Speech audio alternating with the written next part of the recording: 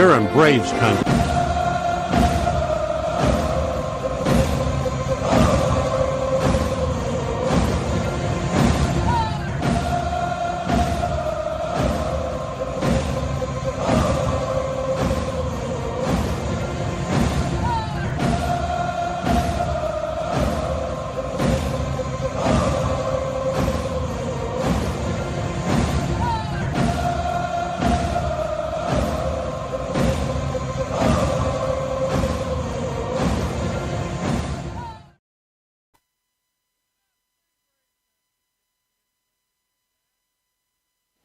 Whoops. Good afternoon, Braves country.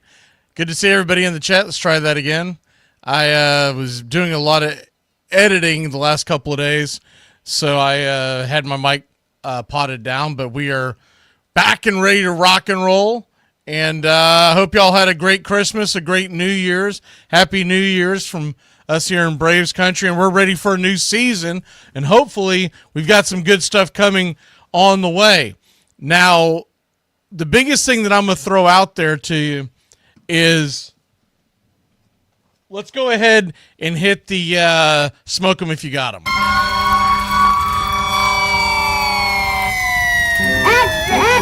all about it. What's it all about? What caused that? Come on. What's all the shouting? All right, so the smoke them if you got them, and this is when we hit everything that's hot, that's going right now. Look, it's been slow the last couple of days, but we have not been on since Corbin Burnes signed his 6-year deal with the Arizona Diamondbacks. There is an opt-out, et cetera, after 2 years. We won't get into all that because it doesn't really pertain anything to today. But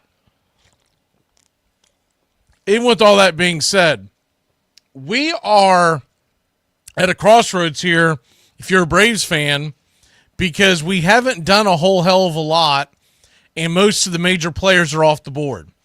So the only way we're going to make a real splash is going to be a trade at this point. There's no big-name starting pitcher that's out there on the market. There's some solid ones, and we'll get into that here in a little bit, but there's no one who's going to jump off the table at you that you're going to go, man, I'm glad we got him. It's probably going to be more scrap heap type guys at this point, if they're not willing to pay. And I never thought we were in any kind of in the running for any of these guys, the Corbin Burnes, the Max Frieds, the Blake Snells. I really didn't believe that any of that was even a possibility. But there were some folks out there that did.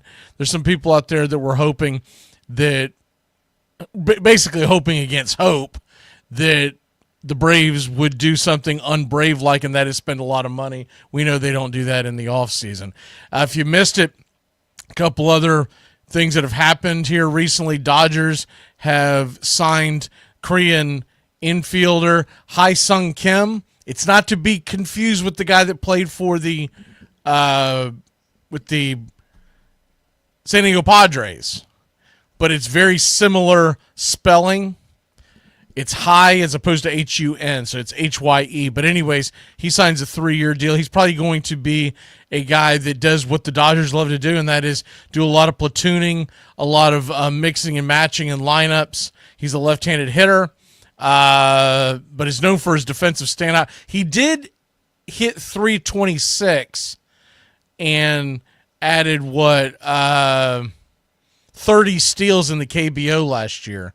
So he does have the ability to get on base, and with the offense that the Dodgers have, you kind of have to look at it as you're just trying to get a guy on base so that guys like Mookie and Freddie and Shohei and Muncy and the list goes on. Teoscar Hernandez is back with the Dodgers. So they're locked and loaded and getting ready to defend their title.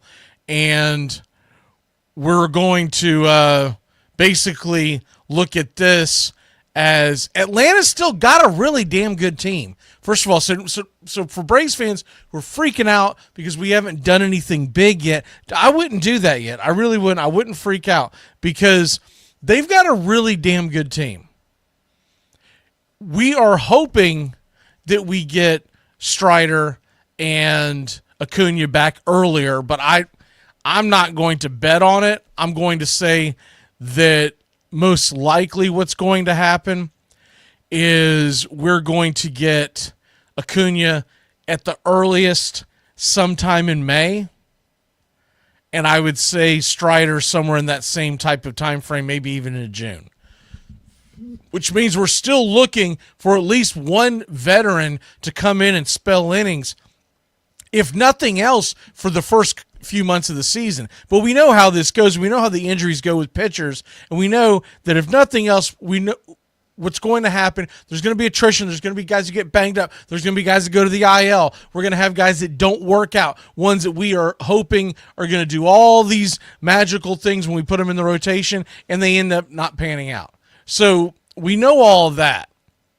But what they're going to be looking to get is, I don't see it going to be someone like, look, if you want to look at the starting pitchers that are still available right now on the starting pitchers market right now. I'm going to pull up the starting pitchers, and then we'll go from there. Because remember, we still have not addressed the relief pitching situation. And I'm really more concerned about, can we get A.J. Minter back than anything else it could be, because anything else that's out there is not going to be as significant as getting A.J. Minter back. It's just not. There's not a starting pitcher out there who's going to blow you away the way an A.J. Minter can go out there and shove, coming off the injury, let's say best case scenario, 50, maybe even 60 appearances this year. But you know, they'll if they sign him to a multi-year deal, they're not going to wear him down. We really need two solid relievers. And there's been these rumors that have gone out there, and we'll get into that in a second. But the top starting pitchers right now on the market value as you're looking at it, and I'm not going off of what they made last year. I'm talking about what they would probably make this year. Jack Flaherty's probably the number one guy out there. Braves are not going to step up and pay Jack Flaherty money. They're just not. He's not.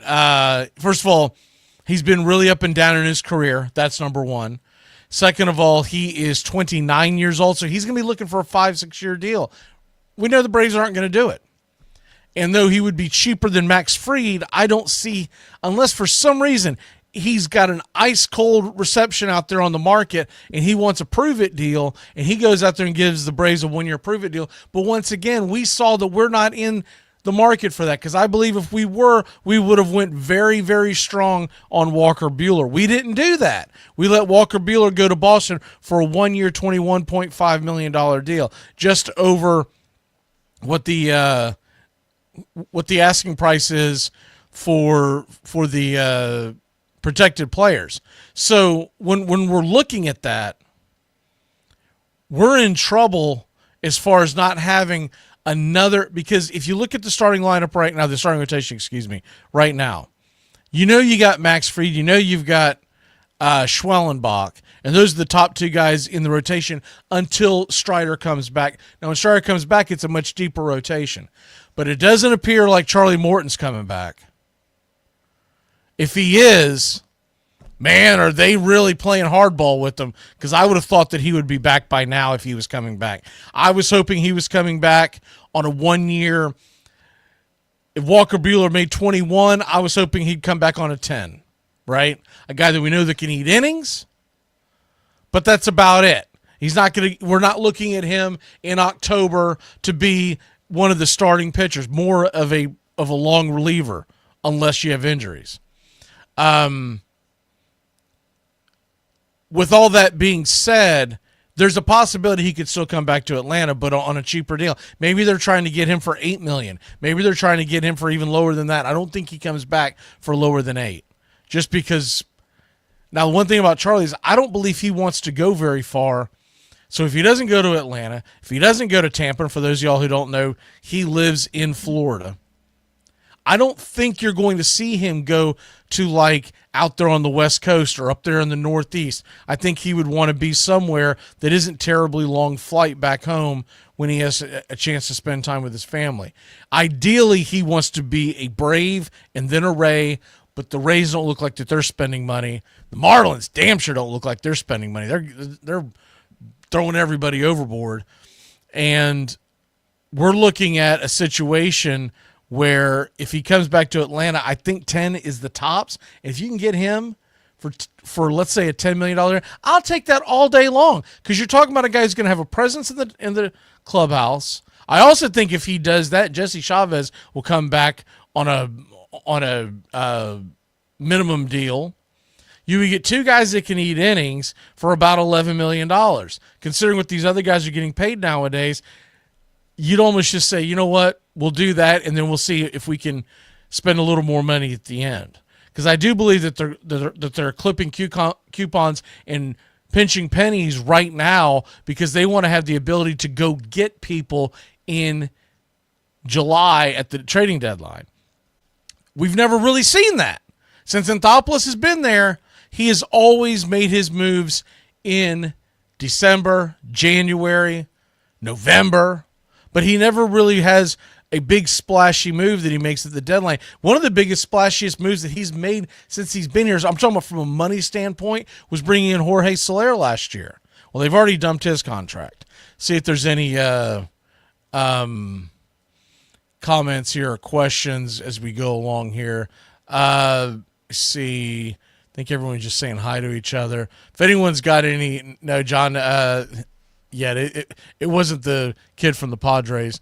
Let me see else what we got anything in here. If we got any questions or comments. All right, one of the things that I do want to hit up before we get into the SNIT happens, and that's just kind of get you caught up on all the other different signings, the kind of minor signings, is that this is one of the things that I see on Twitter X all the time. And it happened again this week in Braves country. If you're on X a lot, like I am, and I don't comment a lot, I just normally read so that I know what's going on from different sports writers. But one of the things that happened this week is you had one of the bigger, well, he calls himself a big contributor because he's got, I don't know, 7,000 or 8,000 followers, something like that, which is, I know is not huge from X standpoint, but he doesn't have, it's not like one of these ones you pull up and it's a bot, and it's 200 people. And he's writing for one of these clickbait rags that's been around for a while but doesn't get a lot of traffic. So what they try to do is they try to bring attention to themselves so you'll come in. And I don't want to trash the guy and I don't want to drag him, but the short of it is, so that's why I'm not mentioning who it is, but the short of it is he came up with a really cryptic rumor about a week ago. I think it was Saturday night. It might have been early Sunday morning. Not really important to the story. And he said the Braves are about to make 2 moves because he knew and he has an insider and blah, blah, blah. And it's going to happen in the next few days, but he didn't know when because Anthopoulos takes his time. Okay, first of all, that's the easiest parachute landing spot you can do in journalism. I used to be in sports journalism, and when you do stuff like that, what you're doing is you're giving yourself an out for when it doesn't happen in your timeline that you can say I was right. And then if it does pop out in the next hour or so, you can say, see, I told you. So it was just a really random one. I think he was hedging his bets. Then he came out a few days later and says, well, one of them fell through. And once again, these are all cryptic messages. None of them is he stating who these players are. One of them fell through, but the other one is a sure bet. That was 3 or 4 days ago. And once again, nothing. So I'll say this for the last time this offseason. If you don't see it from one of your major writers, and I'm talking about one of the guys who puts their name on it. I'm talking about the Ken Rosenthal's. Even though I don't like him as a person, Jeff Passan, the Rosenthal's, the Passans, the Heymans of the world. And they may not always be right, but 99.9% of the time when they break news, they know. And because they're in the business of breaking the news early. Those are the only people you can ever agree that know something that you may want to pay attention to. The rest of it is all throwing darts. The whole time that I was doing the sports journalism bit online, did it for about 3 years. I had one story that I knew more than most. I was not the very first, but I was within 2 or 3 that got it out. And it was the Pablo Sandoval deal. Okay? But I was told at the time not to release it, and I didn't. So typically, if you get this information from a quote-unquote insider, now I still keep in contact with some of those guys, but they don't really give me anything anymore because it's really not what I'm into. I just, if they shoot me a text, I say, oh, wow, that's cool, but I don't share any of their information. But all in all, they're in the world of we're breaking the news first. If you don't see it from those guys that I mentioned, and there's a handful more, the John Morosis is one, but I'm talking about guys that write for legitimate rags. It's all BS, and they're just trying to get you to click, or as they call it, engagement farming, which is just trying to get you to read their, if it's not their stuff per se, you understand now that X Twitter has it set up where you can get financially set if people are just reading your timeline. Okay? So they're doing it just to get you to engage with them because it shows how many minutes, seconds, whatever that they get of X amount of people, and that's why it's happening. So to clean all that up, nothing was happening. And maybe something breaks tonight. Maybe something breaks tomorrow. But none of these chuckleheads that try to tell you that they knew a damn thing. Because if they did, they are in the business of knowing first, and they would have thrown it out there. The whole I worked with a couple of guys that did that. And I just rolled my eyes and just kind of, and I read all the stuff that they did. So I guess maybe I got it, they engagement farmed me, but I didn't comment because I knew better, because I know exactly what these people are up to. They're just trying to get you kind of like an Instagram model who just wants you to be on their page, who just wants you to look and spend X amount of time looking at their pictures. It's the same theory. And so that's what that's about. But there is nothing that these writers who barely are in the know more. There's no way in hell they know more than like someone who's writing for The Athletic or and I'm not even a fan of The Athletic, but for ESPN, I'm not even a fan of ESPN. But these guys know because they're in constant conversations with each other. The Rosenthals, even David O'Brien, who writes for the Braves for Athletic, he doesn't get breaking stuff. Mark Bowman doesn't get breaking stuff. They get secondhand stuff because there's literally like a handful in the world that are actually out there beating the pavement and trying to beat guys to it. And it's a full-time job. And so that's why they do it. But anyways, back to SNIT Happens. I just wanted to clear that because I looked at it and I'm watching this and I know what they were doing, and it's all during the holidays. And I'm like, they're just really trying to find people who are bored out of their mind and hoping to grasp at something. And I just wanted to give you a heads up. All right, SNIT Happens. We keep playing like this, we'll be the laughing stock of the league. Well, what do you expect? All we got on this team is a bunch of and a booger-eating moron. Bull. That booger-eating spaz make me want to puke.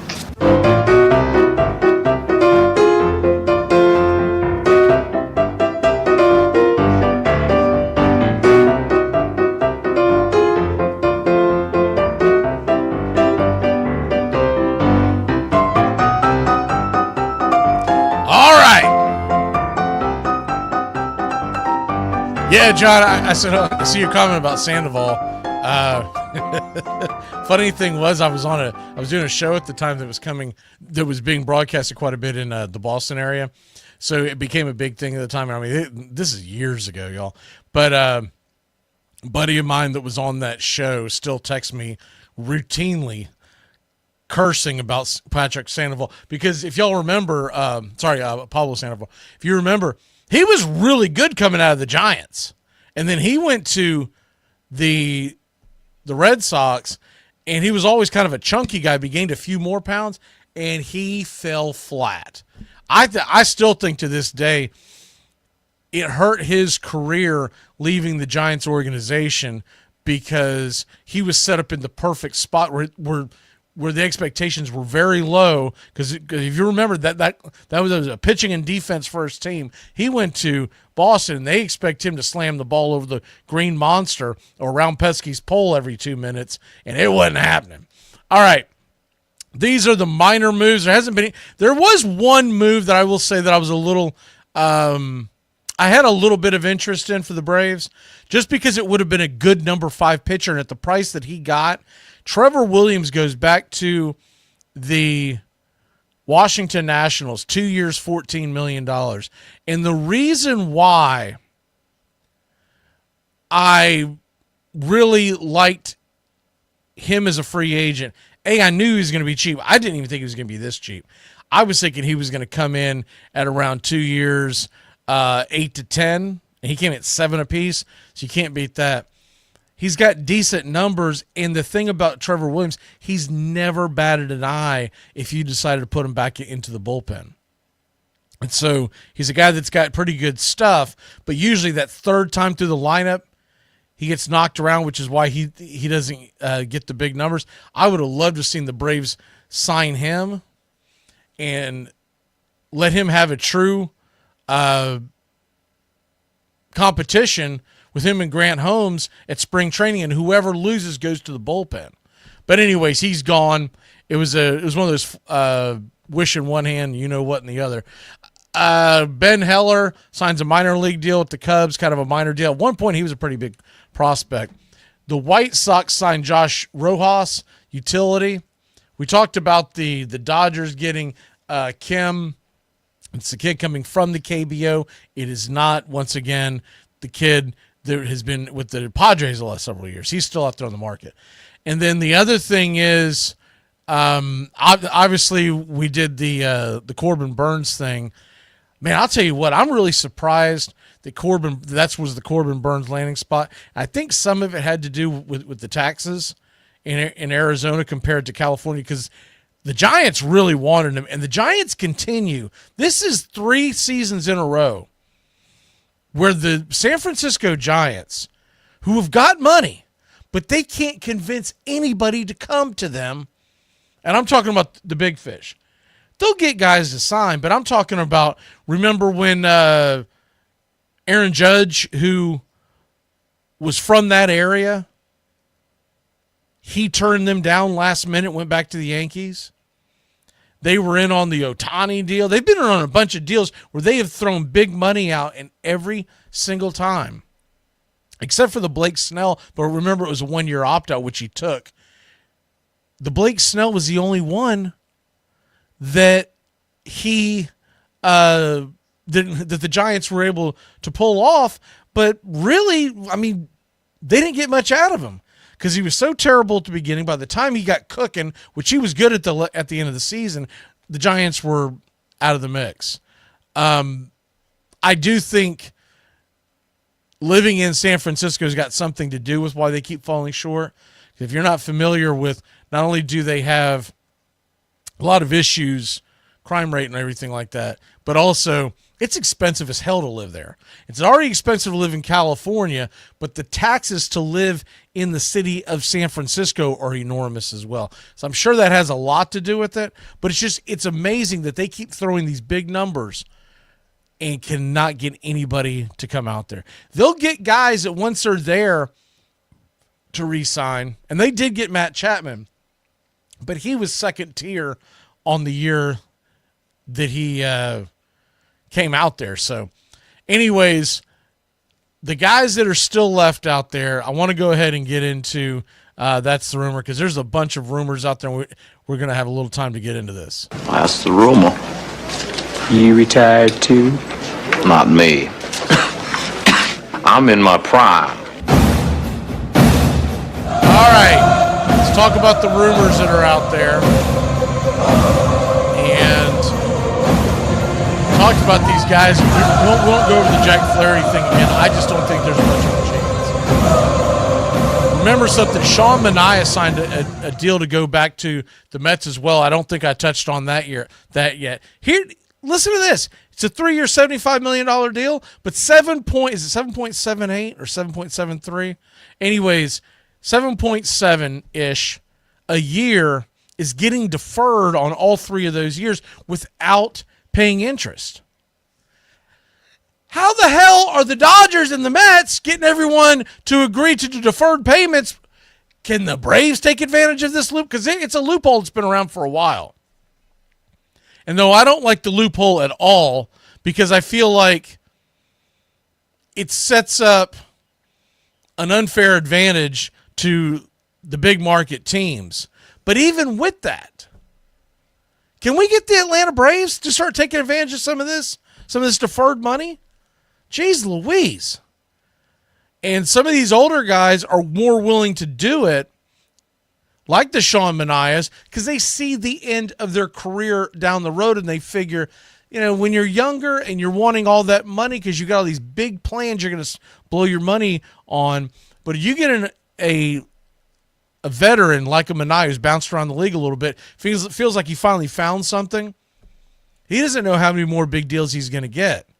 And to keep some money pushed away towards the end, when he leaves New York, it doesn't have to pay quite as many taxes on it. They still have to pay New York taxes, but it's I won't get into the whole thing of it, but it's not as much as when you're currently living and playing there. But they are taking advantage of it, and it's time for the Braves to take advantage of this. And I know we're not going to get something stupid like the way Shohei Ohtani does, where he's getting $2 million and deferring the rest. He's sadly mistaken when he signed that. I think he was under the impression he was going to be able to take all that money back to Japan and not pay taxes. He's still going to have to pay taxes on it. But whatever reason, they suckered him, and these are all deals where most of them are not getting interest off of it. So it really is dumbfounding. But the guys that are back out there on the market that are still available, you still have Max Scherzer. I'm not a fan of his, but you can't deny the fact that if you signed him, he's at least a number 3 on our rotation right now. All this is being said pre-Spencer Strider coming back to the rotation. You still got Justin Verlander out there. And I do believe that is one of the guys that they were trying to tell us was coming when I talked about those cryptic tweets. I kept saying to myself, man, that'd be cool, but I got to see it to believe it. I still think Justin Verlander, who is going to be 42 by about opening day, I think it's a touch after opening day, I still think he thinks that he's worth more than what he's going to be offered. He's going to end up signing a deal with somebody in the late spring. Scherzer, same thing. Both of them are north of 40. Both of them, their velo has gone down quite a bit. And both of them are looking at probably 1-year deals. And I don't think anyone's going to pay. I mean, maybe they get a Walker Buehler type deal with the 2021, but I don't see him much. I don't see it higher than that. And I seriously doubt it's that high, because you can get guys younger with better velocity at this stage in their career. Yeah, Jeb, I'm not, I don't know what you're saying, Max. Max Fried is gone, and Strider, we don't expect him to be there at the beginning. Ronaldo Lopez, Schwellenbach. I was talking more of how they would probably do the rotation as opposed to who the best pitchers are. Because I still think that they're going to try to eat some innings off of it. When it comes to guys, especially guys like Raylo and guys like Schwellenbach, for different reasons, but they're going to monitor their innings. And if you sign a 1-year deal with a guy, think about this. Whether it's Verlander, Scherzer, we'll even throw a Kyle Gibson out there, whatever. If you sign one of these guys to a 1-year deal, you're not worried about their long-term as much. So you're going to put them towards the front of your rotation because you want them to have the most turns throughout 2024. They're not going to be your opening day starter. Opening day starter is going to be Chris Sale. He won the Cy Young, et cetera, et cetera. But I do think the game plan, once again, for Sale, for those of y'all who are playing fantasy baseball, I don't think you're going to get more than one start a week out of him. We saw it all last year. There were weeks where he lined up where he should be pitching on Monday and either Saturday or Sunday. And what they did every single time was they're going to push it back a few days. And we got some bozo coming up from the minors that would spit the bit after 3 innings and we'd all be ticked off. And because of that, we ended up having to fight tooth and nail to get into the playoffs, and our pitching was cooked when we went out there to San Diego.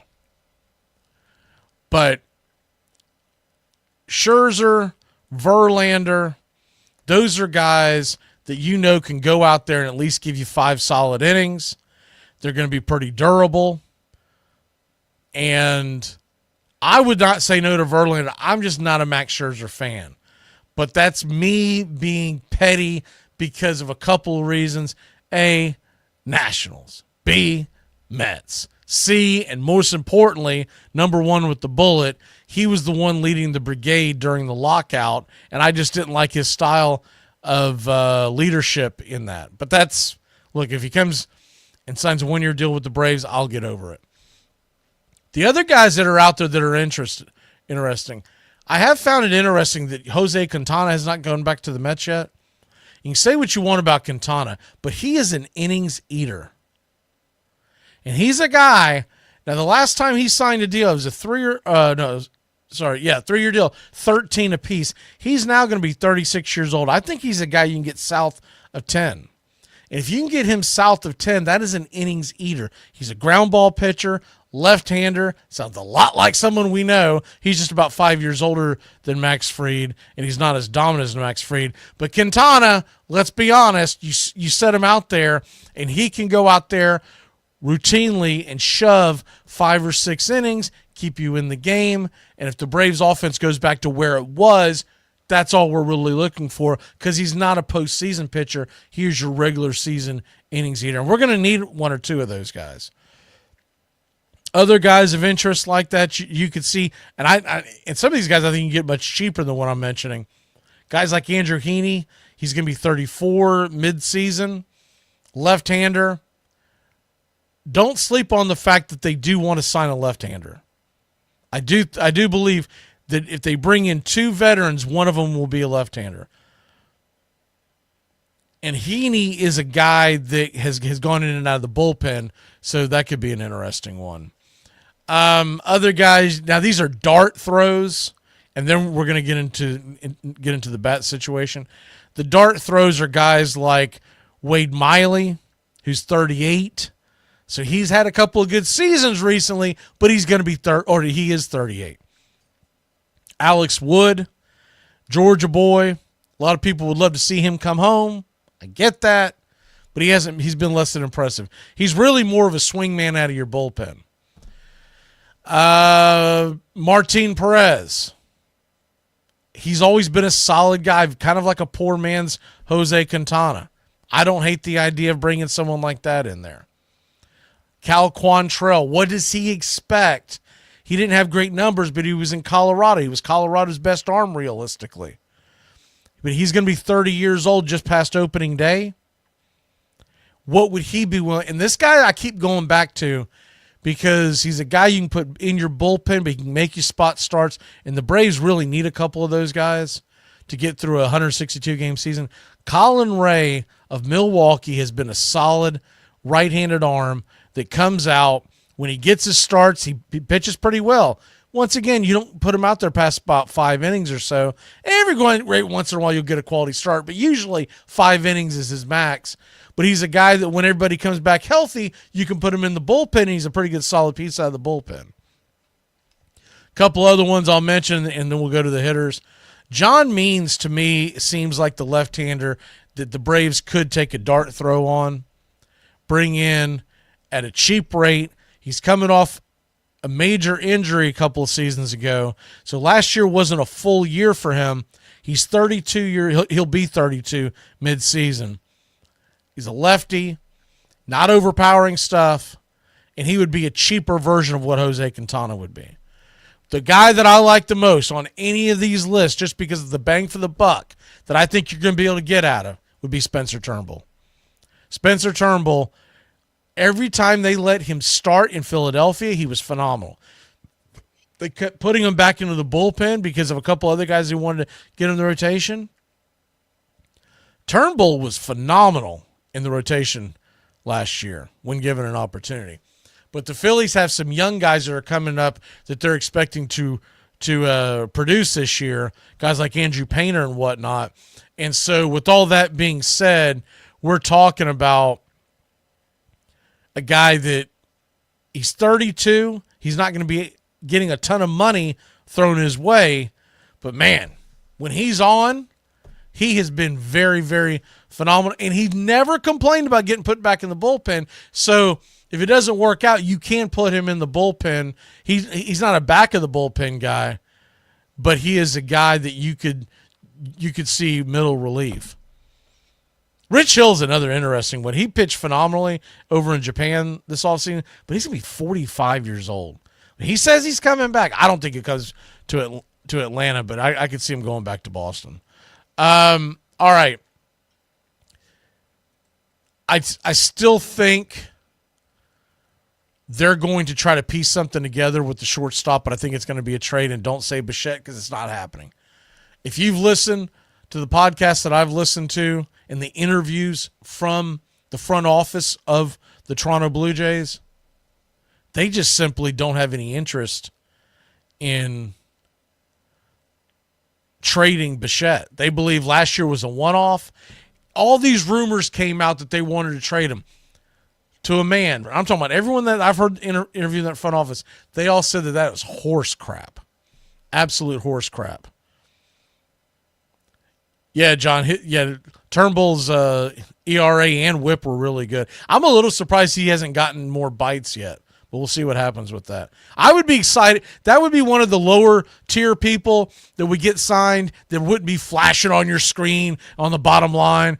But if I saw that go to Atlanta, I would be excited about Turnbull and what he could do, because he could spell Grant Holmes if Grant Holmes doesn't work out. Some of the guys that are out there for shortstop, the Paul DeYoungs, I know I've said it a million times, but I think he's a great fit because his reverse splits against right-handed hitters, right-handed pitching, is phenomenal. And then you just put, for whatever reason, DeYoung does not hit lefties well, so you just let freaking Arcia play against lefties, and you put Arcia late in for defense because his defense is still elite. And DeYoung's not a terrible shortstop, but he's not. Very few people have the arm and the ability that Arcia have. And I don't think anybody's trading for Arcia. You see people mention him rumored in trades, and I'm like, nobody's really taking him in because this is an offensive game nowadays. So what you have to do, because you're getting such a good deal, use him as a bench piece, but a routinely used bench piece coming in late innings for defense, and when there's a lefty on the mound, bam, you put him in there because he can still hit lefties. The guy that I would be most intrigued for is Ahmed Rosario. Ahmed Rosario is switch hitting shortstop. Right-handed shortstop. Played for the Reds. He's played kind of all over. Played for Tampa, Dodgers. I want to say I'm missing a guy, but it doesn't matter. He is a guy that's 29 years old, and you could maybe bring him in on a one-year prove-it deal.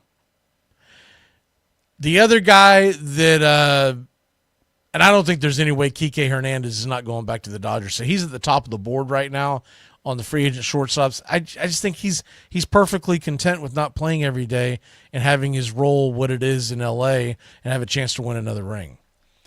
Jose Iglesias is interesting to me because he's 35. He'd probably take a cheap deal. He's well liked in the Mets clubhouse, and I find it interesting that they haven't signed him. So, and I get it. He doesn't really have a home there, but he was. I mean, he was the guy. He was the reason why they were doing the OMG thing. And he is a guy that if you had on your team, you could use him in a platoon, and he's perfectly content sitting on the bench and coming in and producing when he can. The other guy that has interested me that is still there. Because remember, Adrianza retired. Brandon Crawford retired.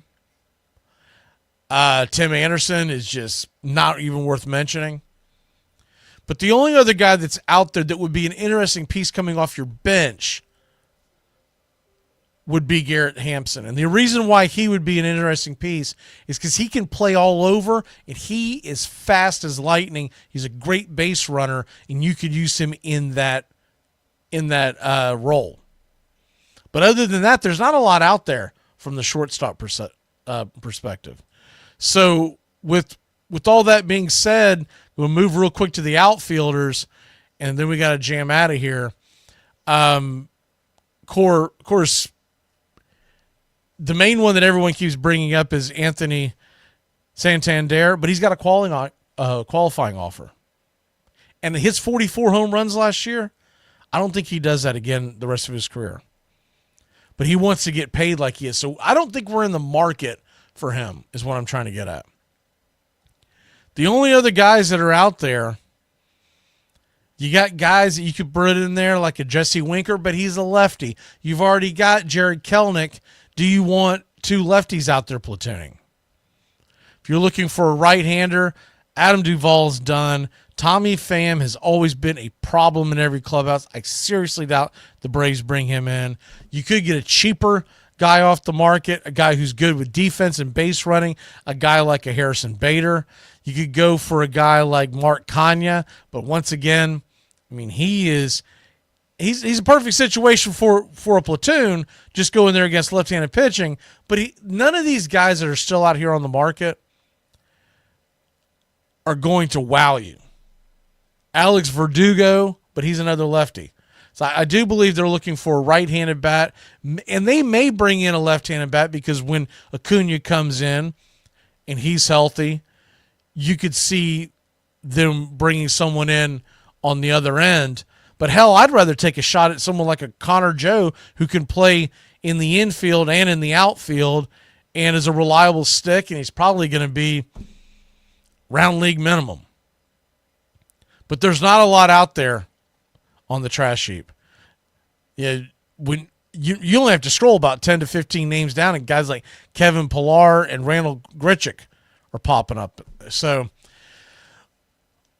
Profar would be a great addition, Greg. I will be absolutely shocked if Jurickson Profar gets signed by the Braves, because if he signs a cheap deal, I think he goes back to San Diego where he's very comfortable. But if he gets a much higher paid deal, Atlanta just hasn't shown that they're going to do anything. And there's not a lot out there on the scrap heap left. So other than a trade, there's not something that I can say, wow, okay, let's go. There's a couple of pitchers I'd be excited about, but as far as shortstop, catcher, there's nothing out there on the catching. It's going to be probably. I'm assuming Drake Baldwin's going to get a real chance to come up and play. They may be worried about him not developing and not getting enough playing time, but it's going to be the Sean Murphy show this year, and I believe that they're going to try to give Sean Murphy. We talked about this one of the last shows, but six game week. Sean Murphy is going to get 4 of those starts. One thing I did want to mention, and I don't know if I've mentioned this yet, but there's going to be a change in our broadcast schedule this year. For those of y'all who come in here for the play-by-play, we are going to be here for Sundays and not Mondays this year. It works better with my work schedule to be able to get a normal amount of sleep. Now, if it's a Sunday night game, probably not. But I'm talking about your normal Sunday day game. We are going to be looking at bringing you the Sunday day game over the Monday night game. So we're going to be carrying more games because we don't play every single Monday. And the idea is that we're going to be here for the afternoon. I might miss 1 or 2 throughout the season and whatnot, but in theory, before we get to the football season, we're going to bring you the Sunday game and not the Monday game. And I think that'll be more popular for y'all to be able to consume it. I think you'll have more fun with that. And basically, I talked to the boss, meaning my wife, and she's okay with it. So we're going to do that. Like I said, there's going to be times where I'm going to have to not be here on a Sunday, but typically it's going to be Sunday and not Monday because the Monday games, the short of it is I have to be up too damn early on Mondays and Tuesdays because of my job. The Monday, Tuesday is my early shift, and it's easier for me to be able to get to bed at a decent time if I'm not doing the Monday night game. The Tuesday night game I don't care about because I don't have to be up so damn early the next day. It's that Monday game. So I did want to mention that. I'll mention a few more times as the season rolls on. But everybody, I hope you got your Braves country gear that we sent out to the folks. And y'all have a happy New Year. It's 5 o'clock somewhere. Smoke them. Slam it up, sissy. I almost said smoke them if you got them. Well, hell, it's probably close to 420 somewhere. Smoke them if you got them there. And you got some football on tonight. And, man, there's some duds out there, but they're Texas State and North Texas. They couldn't find a better bowl game than have these two. I bet these two teams probably played within 10 minutes of each other. All right, y'all. Have a great one. And like I said, kind of passed the word, but Sunday baseball is coming to Braves Country Radio this year. The few Monday night games that they have will be the ones that we'll typically dip out of. If it's an earlier game, we'll probably bring you the Monday game, but those can get tricky. Y'all have a good one, y'all. All right.